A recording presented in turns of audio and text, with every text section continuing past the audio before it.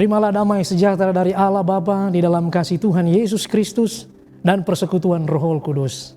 Selamat malam dan selamat hari Sabat, saudara-saudari, sahabat teduh dimanapun Anda berada.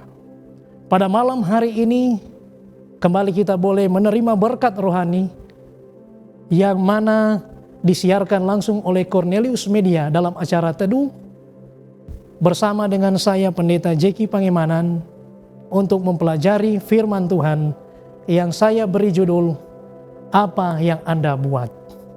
Sebelum kita akan mempelajari firman Tuhan di malam hari ini, mari kita sama-sama datang kepada Tuhan lewat doa. Kita berdoa. Bapa kekal dalam kerajaan kemuliaan sorga, di malam hari ini kami datang bersyukur kepada Tuhan atas berkat pertolongan Tuhan sehingga kami boleh ada sebagaimana kami ada. Terlebih khusus kami akan mempelajari firman Tuhan pada kesempatan yang indah ini Tuhan. Kiranya Engkau kuasai tanah hati pikiran kami, agar kami boleh mempelajari firman Tuhan menjadi kekuatan bagi kerohanian kami. Kami lebih setia kepada Tuhan. Berkati kru yang bertugas, hikmat bijaksana sorga Tuhan anugerahkan, sehingga semuanya tidak ada halangan. Memberkati jaringan pemirsa yang menyaksikan, sehingga dengan kuasa Tuhan kami boleh menerima berkat-berkat Tuhan. Ini doa kami di dalam nama Yesus. Kami sudah berdoa dan mengucap syukur. Haleluya. Amin. Saudara-saudari, sahabat teduh dimanapun Anda berada, ada satu statement atau perkataan yang disampaikan oleh seorang presiden Amerika Serikat, yaitu John F. Kennedy. Dia katakan, jangan tanyakan apa yang negara berikan kepadamu, tetapi tanyakan apa yang Anda berikan kepada negaramu. Jauh sebelum apa yang disampaikan oleh John F. Kennedy, yang mereformasi banyak orang di dalam perjalanan kehidupan, ada pengalaman yang dialami oleh seorang yang bernama Nehemia, yang jauh daripada itu sudah banyak menginspirasi kehidupan di dalam banyak kalangan dari masa ke masa. Bahkan kita yang hidup di zaman akhir ini dipastikan dengan pengalaman Nehemia, saudara dan saya sanggup untuk menjalani kehidupan kita masing-masing. Apa yang disampaikan, apa yang menjadi pengalaman dari Nehemia? Siapa Nehemia ini? Nehemia dicatatkan di dalam firman Tuhan adalah seorang juru minum. Kita bisa lihat di dalam buku Nehemia pasalnya yang pertama, ayatnya yang ke-11 bagian akhir. Katakan di sana, ketika itu aku ini juru minuman raja. Dengan kata lain, Nehemia adalah seorang yang dekat dengan raja. Dia adalah orang yang kesehariannya selalu ada bersama dengan raja. Dalam hal ini Raja Persia, yaitu Artasasta. Saudara dimanapun Anda berada, kita bisa melihat Nehemia berada pada posisi zona nyaman. Dan dalam hal ini kita bisa mendapatkan informasi juga pada pasal yang kelima dalam buku Nehemia. Dicatatkan di sana bahwa Nehemia adalah seorang yang dilantik menjadi bupati. Nehemia pasal 5 ayatnya yang ke-14.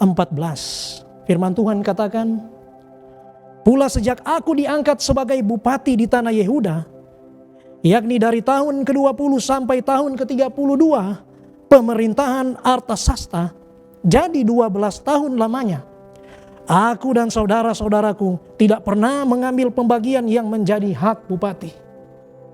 Saudara bisa melihat apa yang disampaikan oleh Nehemia. Ketika dia dilantik sebagai bupati, dia tidak pernah mengambil hak sebagai seorang bupati. Kenapa ini sampai terjadi? Oleh karena disebutkan di dalam pasal 5 ayatnya yang ke-18 bagian akhir, Kita bisa dapati di sana. Namun dengan semuanya itu, aku tidak menuntut pembagian yang menjadi hak bupati.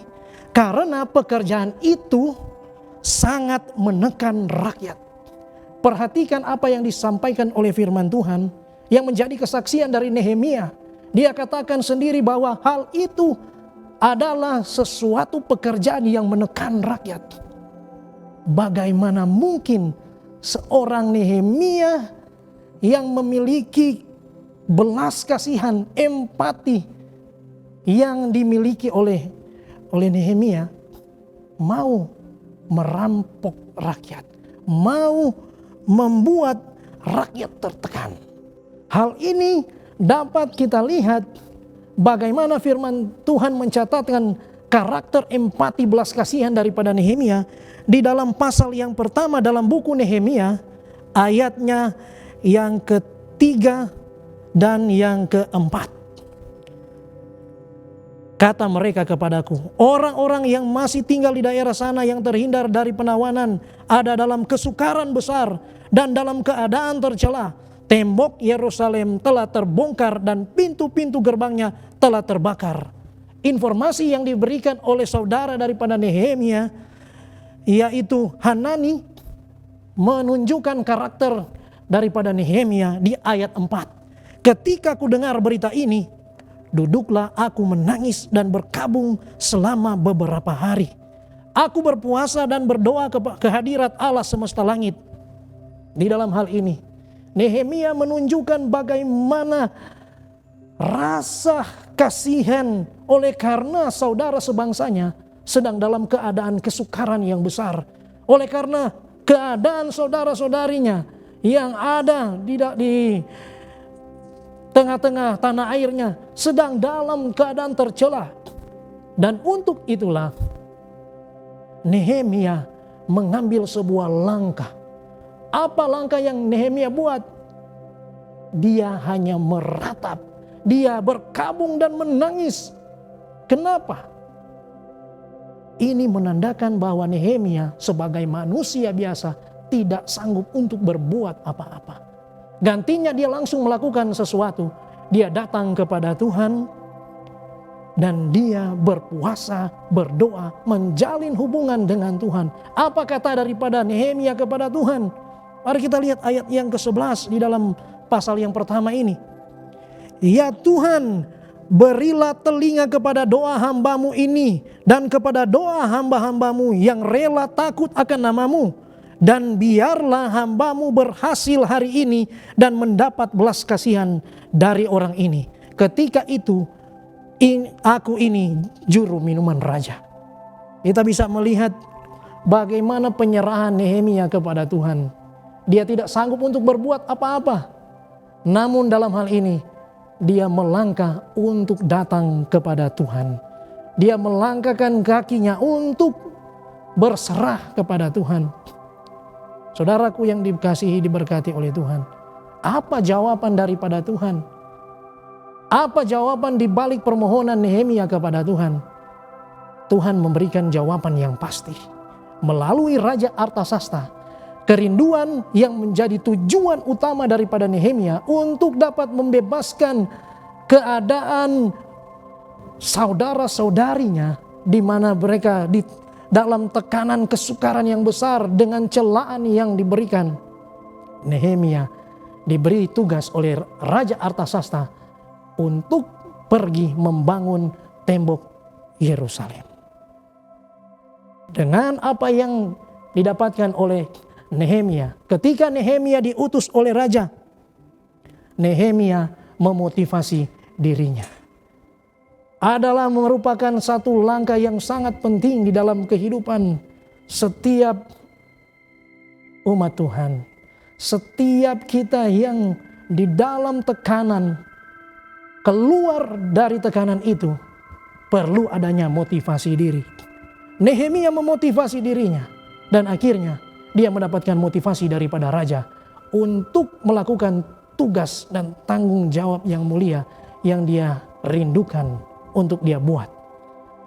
Saudara, apa yang dibuat selanjutnya ketika ada motivasi di dalam diri daripada Nehemia?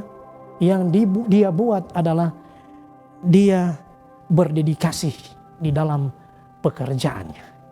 Yang dia lakukan adalah dia memiliki tekad untuk melakukan pembangunan kembali itu. Sehingga dia pergi secara langsung meninjau lapangan apa yang harus dia perbuat. Lebih daripada itu, perencanaan yang berasal daripada Tuhan dia dapatkan. Di dalam Nehemia pasal 2 ayatnya yang ke-12, firman Tuhan katakan, bangunlah aku pada malam hari bersama-sama beberapa orang saja yang menyertai aku. Aku tidak beritahukan kepada siapapun rencana yang akan kulakukan untuk Yerusalem yang diberikan Allahku dalam hatiku. Juga tidak ada lain binatang kepadaku kecuali yang kutunggangi. Salah satu hal yang sangat penting yang Nehemia lakukan adalah dia sendiri yang meninjau lokasi. Dia meninjau apa yang harus dia perbuat sehingga perencanaan itu muncul dengan pertolongan Tuhan. Singkat ceritanya saudara, Nehemia memiliki rencana yang pasti. Oleh karena apa? Oleh karena dia sendiri yang melihat dan apa menjadi kebutuhan yang harus dia buat. Dengan perencanaan yang pasti, Nehemia pun bukan hanya memotivasi diri, tetapi dia pun memotivasi umat-umat agar supaya mereka bersama-sama berkomitmen untuk melaksanakan apa yang menjadi tanggung jawab dan pekerjaan yang Tuhan sudah berikan kepada mereka untuk keluar dari kesukaran besar, untuk keluar dari celaan yang diberikan oleh orang-orang yang tidak bersunat. Di ayatnya yang ke-17, berkatalah aku kepada mereka, kamu lihat kemalangan yang kita alami, yakni Yerusalem telah menjadi reruntuhan dan pintu-pintu gerbangnya telah terbakar. Mari kita bangun kembali tembok Yerusalem supaya kita tidak lagi dicela. Ketika ku beritahukan kepada mereka, ayat 18, betapa murahnya tangan Allahku yang melindungi aku, dan juga apa yang dikatakan raja kepadaku, berkatalah mereka, kami siap untuk membangun.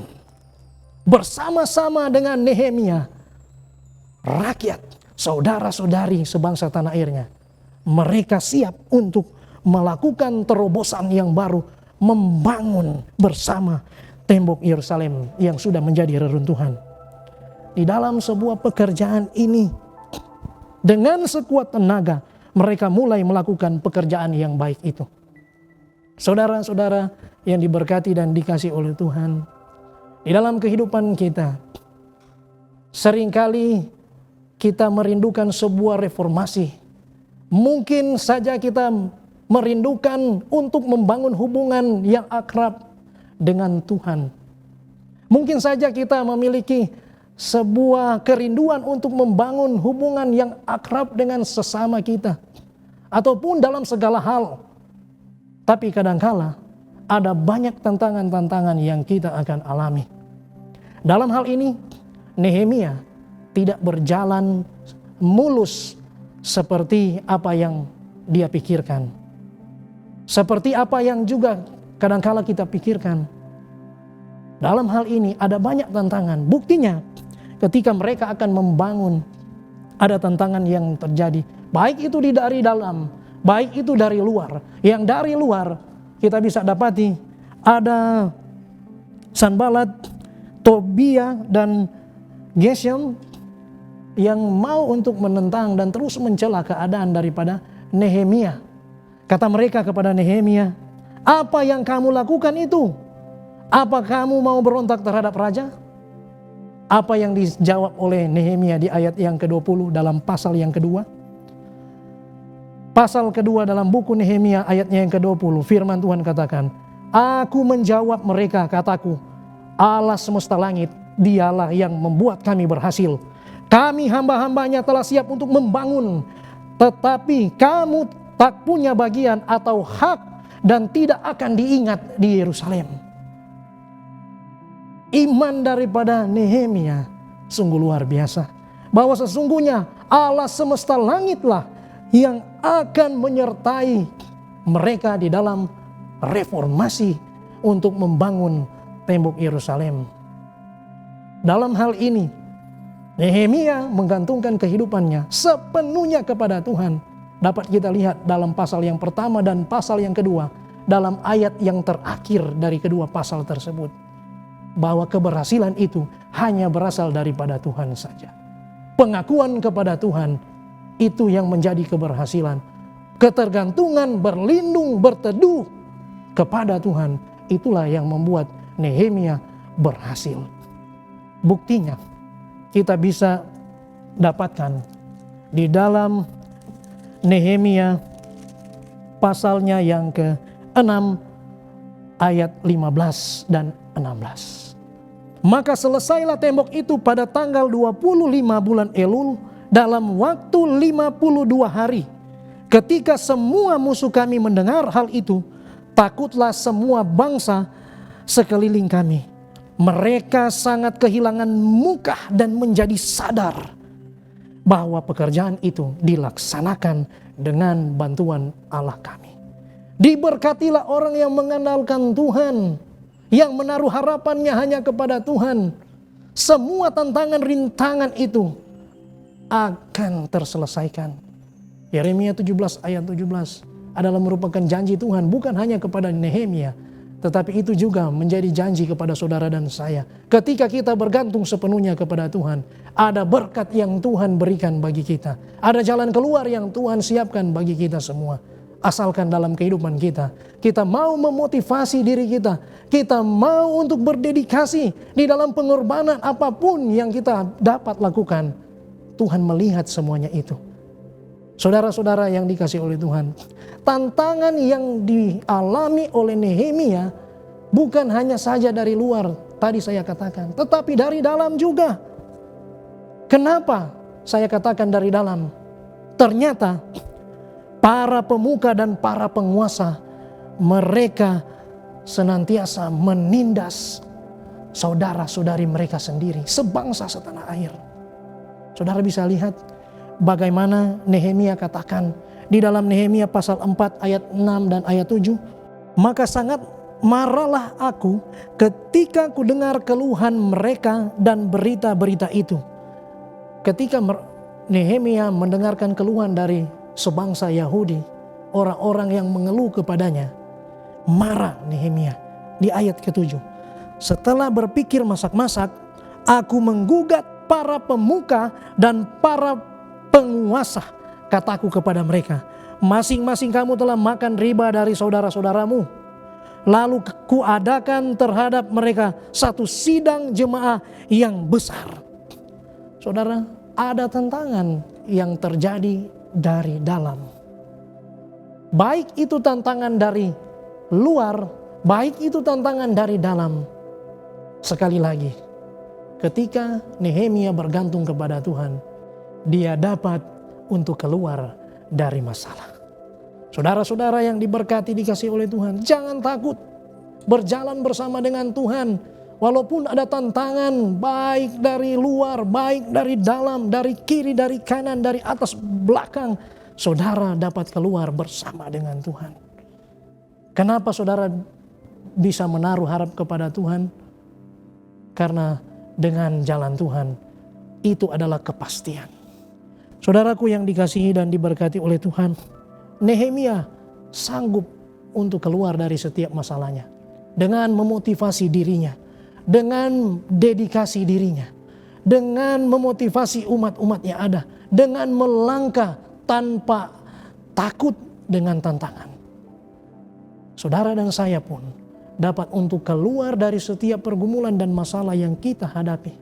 Yakin dan percaya bahwa Tuhan semesta langit, pemilik alam semesta, pemelihara kehidupan, pencipta saudara dan saya, Dia sanggup untuk membawa kita kepada keberhasilan dalam segala hal.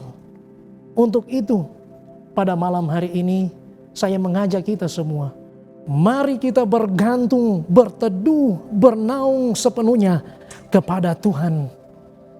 Karena Dia adalah pemilik segala-galanya. saudara dan saya pastinya akan berhasil dalam segala hal. Dalam hidup Nehemia kita bisa melihat di pasal terakhir bagaimana dia terus setia kepada Tuhan. Hanya setia dan bergantung kepada Tuhan, kita akan mendapatkan jalan keluar. Kita mendapatkan keberhasilan.